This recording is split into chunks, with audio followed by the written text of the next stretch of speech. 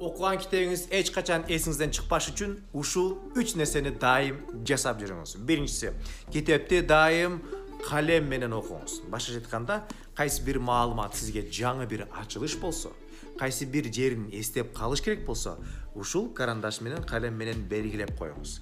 Кагазга белленген дегерек, мээңизге белленген деп кабыл алсаңыз дагы болот. Анткени мээ муну баары башкача кабыл алат.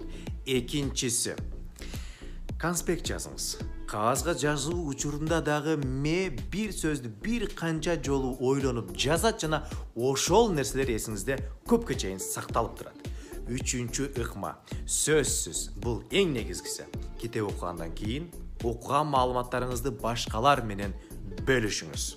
Тилекке каршы көпчүлүк адамдар оюн бөлүшпөйт, көп китептерди жүктөп алган эшек сымал жүрө берет. Билгениңизди айтып бериңиз, түшүнүктөрүңүздү бөлүшүңүз.